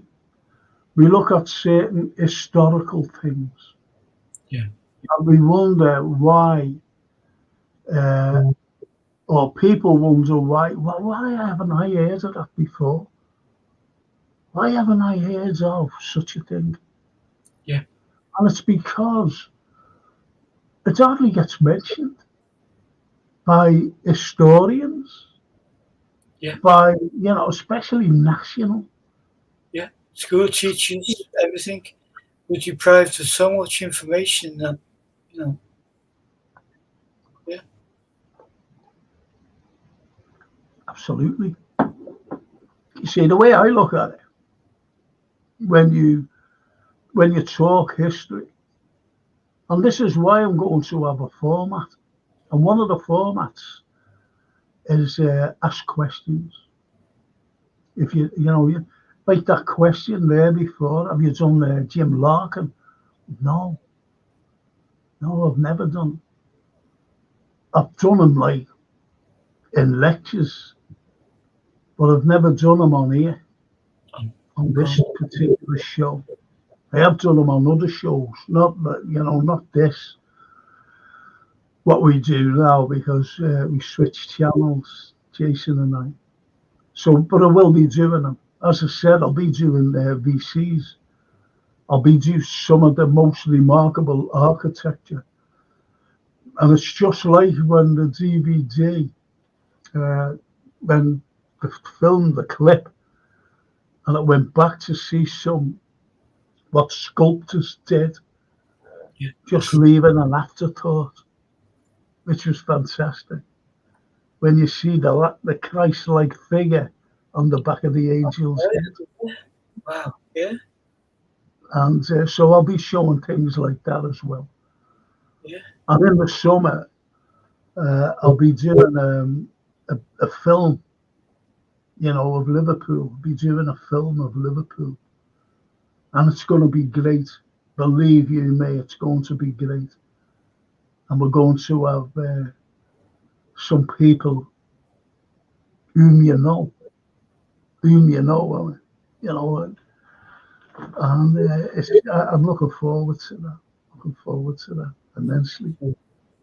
That'd be fantastic. It will be, because we've discussed it, haven't we, Anthony? We have, yeah.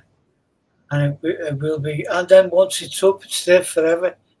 Yes. Yeah. It certainly will be. And it's shown that there are two people I would have definitely had in it, but unfortunately they passed on. And that's Dean O'Sullivan and Jake Abraham. Two friends, two mates. And I would love to have had Dean and Jake, but I would have had Dean. This is how I started off, Frank. The way he's got that voice. Yeah. Oh, Dean himself. And this is the people who we miss. But I will be talking about a hell of a lot of things in the new format. The likes of, I'll be talking a lot about how we got involved with America, or how America got involved with us, because we're the most connected city with the USA than any other European city. Liverpool is. And this is why here is incredible. There's a mixture, total mixture of people. It's easy to say it's unique. There are many cities across the globe which have New York is the closest one that I can think to, but it becomes unique because we're in a relatively small place, and the knowledge and the input culturally from all these different races has made us what we are. Yeah. And the only other thing that it's like we've had a couple of chats over the past few weeks, and some wonderful footage. Tearing comes to mind with his film Scouse Not English, and it kind of depicts us as not being, as you said before, patriotic, which of course we are, but we are patriotic, and we've always have been. But when someone turns the back on us, we fight back. Yeah. We fight back. We fight back. You can always look at Liverpool, and especially in the 20th century, and you look at that particular general strike in 1911, the establishment turned the back on us. And, when you get the likes of the Fair Sea Lords who send ships up there, and I they know. sent 2 frigates. They sent 50,000 armed troops in armoured vehicles. Yeah. Now, don't forget, armoured vehicles then were really newfangled things, and they frightened the people. Would have been horrific to Oh, roll yeah, on the streets. yeah, So, yeah. the streets are built up. People are trying to earn a living, trying to put food on the table, and they're declaring war on us. He is the greatest ever Englishman. I think the jury's out on that one. Oh, well, he wouldn't be to us because he was a racist, he was a misogynist, he was everything rolled into one. He had over 240,000, I don't know whether they were Punjabis or something. Yeah. And, they were killed. Yeah. They were killed under his orders. His guidance. And my ancestry from Ireland, Yeah. and Ireland still feels the pain of and the damage of what he did. Oh, yeah. And when you get the likes of, I look at Ukraine today, and there's a band called not a band. There's a brigade called the Azovs, and they're Nazis. They're fully fledged Nazis, and they do have swastikas and everything else tattooed on them. And anyway, that's by the by, because the black and tans, I'm not saying they were Nazis, but they were ruthless. They had a shoot to kill policy, though. Yeah. A shoot to kill policy. Well, And that's what governments do. yeah. The black and tans are ruthless people, ruthless. So, and it was the same as here with the troops and the police from Birmingham and Leeds. I've got pictures of them, and you see them arresting 2 dockers. And each policeman from Birmingham and Leeds all had to be 6 foot or over. So you can imagine these 6 foot fellas with helmets on up there, so they looked huge, tall, and imposing. This is what they were like.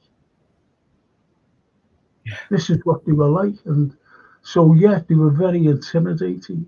Very, very intimidating. And that's the way it is. And that's the way it went with these people. So, history is it's a fine line. One of the greatest quotes ever to come out of a philosopher's mouth was Jean-Jacques Rousseau's philosophical brain. And he said, man is born free, however, he is everywhere in chains. Everywhere in chains. And we've been like that, and we're still like that today. Yeah. Because there's freedom of speech going. I've got a thing up in the corner. Free Julian Assange, free Assange. That's what I've got. See, because freedom of speech is gone. You're getting people being, these tactics and police tactics are going in against students, demonstrating against, what's going on in Gaza and saying, feed the people. You can't be doing this. Yeah. And I've just heard that Israel are going in to bomb Rafah in the next few days. There's nothing there. There's only people. There's only people. And it's just escalating all the time. We never. History just continually repeats. It's like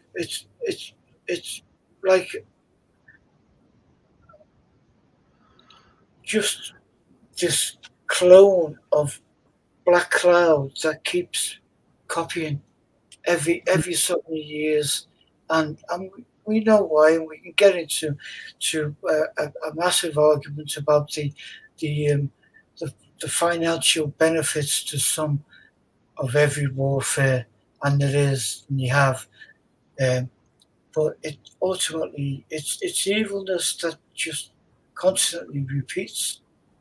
Yeah, yeah, We're helpless to sit and watch it go on. yeah. No, we turn the TV off, turn the radio off, pretend it's not happening. No, no. Well, some people, they've always buried their heads in the sand, unfortunately, and they just bury their heads in the sand. And when you try to tell them, they don't want to know.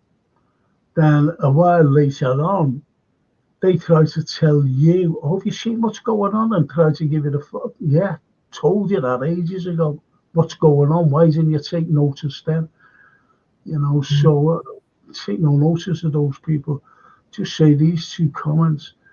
George said, is a great statue of Larkin in my home city of Belfast commemorating the 1907 Dockers strike. Jim Larkin was a great, Yeah, as you said, a great scouser. But I will be doing him, George. Okay, so keep tuning in. for And there he is there. there he Uh, is. Yeah, and Wakas Ahmed, we'll be talking about all this tomorrow on the football show. I don't know what the topic is, guys. I wanted to ask you, what do you think about the new rules regarding the Premier League, which will come into force in the 25th season? Please, do you think it will affect? Don't worry. Uh, we'll be talking about it tomorrow because this is the history show, Ahmed. One thing, guys, I really believe that we can't have freedom of speech for one group, and if another group of society is asking about his rights, you label them as extremists and terrorists. Is sad. Absolutely so spot on that, Ahmed. So spot on. It's easy to call out yeah, one group of people by calling them terrorists, yeah.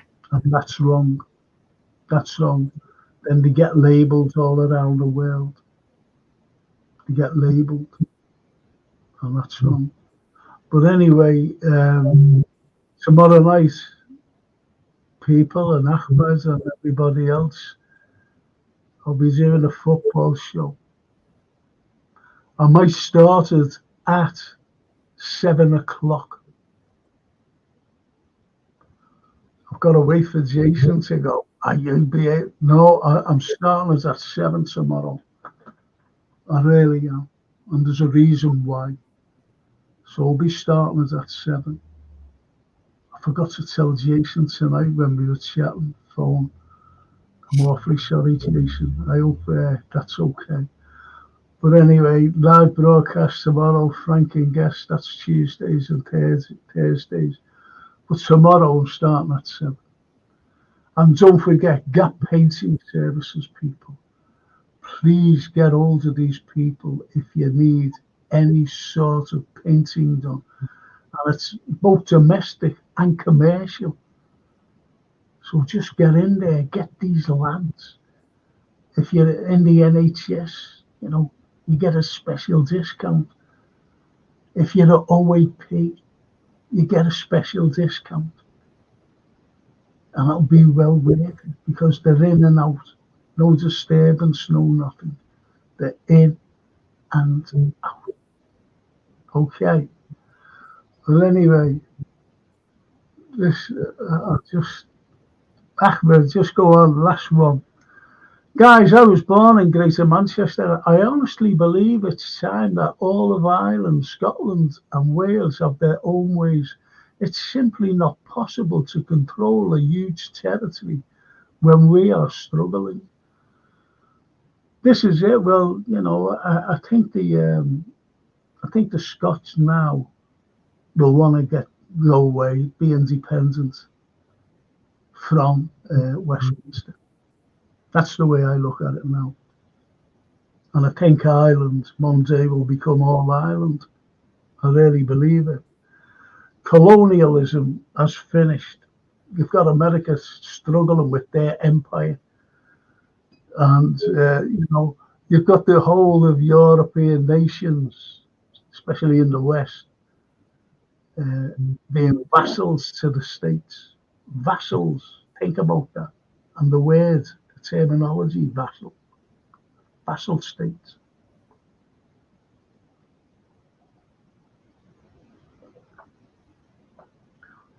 I don't know what I had before, but did I?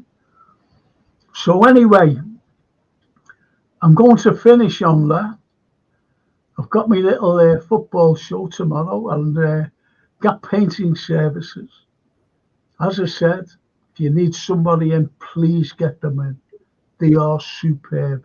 Fast, fully time served, fully insured lads going in and doing a great job. Even if it's outside, you want your house painting outside, get them in. Get them in. Do it. And the DW says, just back from Judge Knapp. Yeah, I miss him. Oh, we're back. Yeah, I see. Who did I see today? I think Krug, Alistair Krug. Did I see him or Ray McGovern? I'm not quite so sure, but I will get a catch up. DW, I'll have a catch up. I might have a catch up later on. Actually, if he's still going later on. And Ahmed, have a great night. I will be looking out for you guys tomorrow. Keep up the wonderful work. Bye for now, guys. Ahmed, thank you, my friend. And yes, I'll be looking. Looking out for you tomorrow. And Krug is great, says Tony 777. Yes, Alistair Krug is absolutely wonderful man, great philosopher, ex-diplomat, and everything. And if you ever want to search this great man's artwork, there he is there. Search Facebook, Instagram, or Google for Anthony Brown, artist. Have a look at his wonderful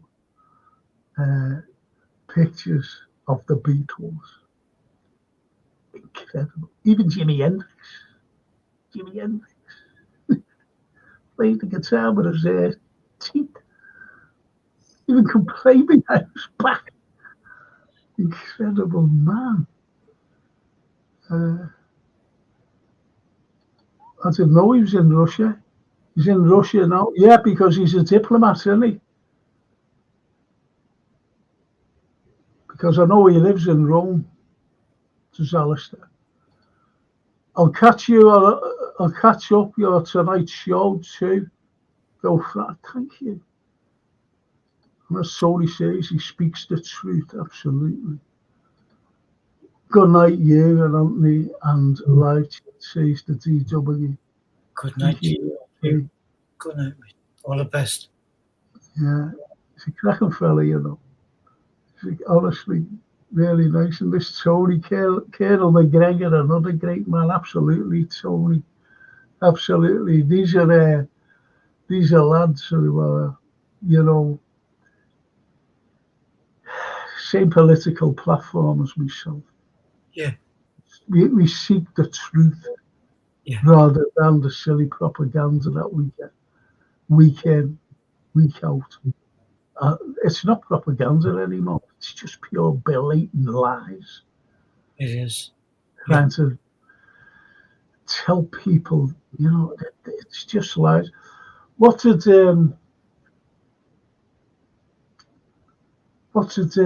Tolstoy say? Tolstoy said, history would be a wonderful thing if it was true. And George Orwell said, George Orwell said, however truth is denied, truth will always exist. That's a great quote, Yeah. because the truth's always denied, Yeah. but it'll always exist. Yeah. That's what always Orwell says. Wonderful. All the best to you, Anthony. Thanks for your time, mate. DW, mille Thank grazie. you. Thank you. All the And best. isn't it great though? You know, these lads and girls and whatever. Oh, it's And wonderful. it's been great. It's been great, Anthony. Thank you so much for your company again. Frank, you know I love your company, and I love the show, and I love learning, and I love the comments, and I'm sorry I'm not privy to some of the great minds that you're listening to and seeing at the moment, but you bounce them back. I Yeah, learn through you guys. yeah, You yeah, know. well, I've got to be careful with that bloody YouTube. But anyway, Anthony, I'll see you next week, eh? All right, boss. Thank you, And Cafe. it should be all right. And as I said, we'll be zooming in the next week or two Yeah, to talk about the new format, yeah, if that's okay with you. that's great. Well, we'll get over to see you, depending on your time and whatever, over the next week, and I'll take that beautiful book off you. Yes, absolutely. I'll Jimmy, swap it for the it'll budgie. be all right. Do you know if your bed's a bit wonky and it goes down like that? Or if there's a leg missing off it, or the cameras or something, or if the wardrobe's a bit wonky. That's the way we should be thinking of education. That's ideal. Look at it. Oh, Yeah, it's still out, baby. yeah. I'm Really? so looking forward to seeing that. Yeah. Yeah, I know it's for you anyway, and I think Derek will be absolutely delighted that you finally got it. So it's just for me to say, Anthony, thank you so much. And as Thanks. Mark Simon says, just found out one of my favourite actors, John Gregson of Genevieve and Whiskey Galore fame, was from Wavertree. Yes, I went to my old college, Yeah. which was St Francis Xavier's. Hang Brilliant. on a second. Oh, the hour. That's a show, that. There's the Hendrix man. Look at that. Jimmy. Isn't that fantastic? I love it. One of my lifetime heroes. I remember seeing images of him when I was a kid, and around the same time, I saw images of Pablo Picasso's work, and I always saw, and I still do, always see the two of them gentlemen, Pablo Picasso, Jimi Hendrix, as kind of the same thing. They come, they do this magic, and then they disappear, and we're left with the eternal Yeah, reservoir of wonderful works. yeah. I love the guy The Hendrix. when he went. Yeah. Young lad. Young lad, yeah, Young lad. Unbelievable. But yeah. anyway, I'll have to finish. And as Jason said, he sent me a message. He said, the size of the book, he said, Anthony could make a mattress out of it. Yeah, just find us a wall and we'll work on it, yeah. So anyway, I'm finishing, boys and girls. See you all tomorrow night. Be back for the history show next week. And Ariel, look at that. Tony said, well said, Anthony. Well Thank said. you. And the DW says, that's a beautiful thought, Anthony. Thank you, DW. Thank you. Isn't that brilliant? Yeah. Isn't that brilliant? And Gary Rigby says, hey, Jimi Hendrix moved into Ringo's old flat in London, which you can do a tour of. There you go. There you go. The ZW. Nice all. Nice ZW. Thank you for telling us, that it's time to close. See you all tomorrow. Anthony, I love you. And I'll see you next week. And hopefully this week, personally, if you get over. Get over. And there's your big fan of Gary. Brilliant, Anthony. That's the Jimi Hendrix one. That's the Jimi Hendrix. And good night, says Tony. Thank you, Tony. Thank you, Gary. Thank you, DW. Thank you, Jason. I'll see you next week. Thank you, Anthony. See you all tomorrow night as well. 7 o'clock, don't forget, 7 o'clock tomorrow night. And I'll be listening. Thank you, Anthony. Because I know you're a big dad. And there'll be few little sparks going tomorrow. And when's in it now? Thank you. Thank you. Thank you all.